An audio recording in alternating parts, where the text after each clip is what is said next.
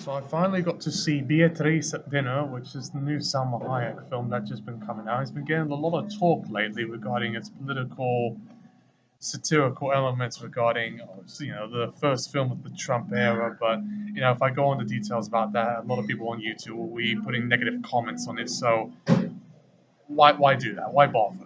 So I will give you this. The movie is about a health practitioner, Mazus, who stays at this rich people's mansion that is owned by this billionaire sort of person played by John Lithgow and Connie Britton.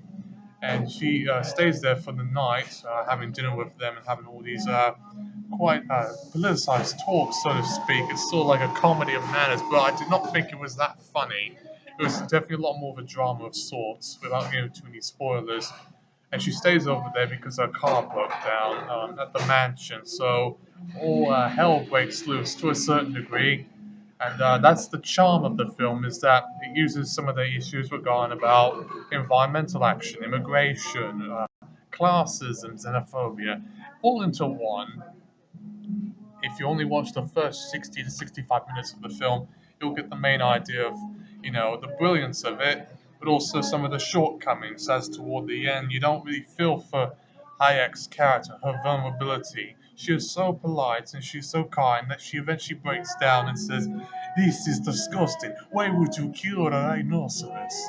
But, if no one's concerned, I won't tell you what exact scene that happens, but let's just say things become a lot more intense. And if you see in the MPAA descriptor a scene of violence, well, we already know something is going to happen that's going to be quite ugly.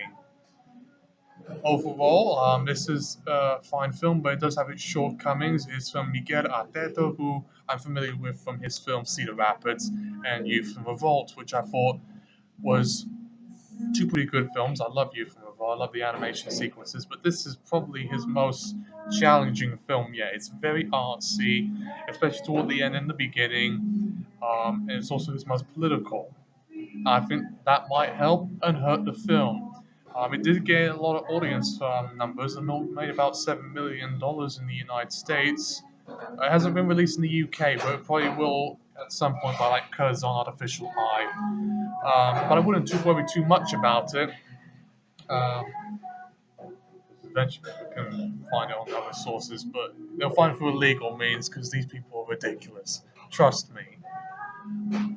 But if you do like a film like this, it is a lot like that movie Get Out, which came out earlier this year, which was about classism, racism to a certain degree, but that was a lot more satirical and a lot more funny than Beatriz At Dinner. I will give you that. This is the best thing that the Key and Peele, Jordan Peele guy, has done. Outside of that awful, awful show on Comedy Central. But in many ways, Beatriz is kind of like a mild-mannered, less violent, about the same in terms of race and class issues as Get Out.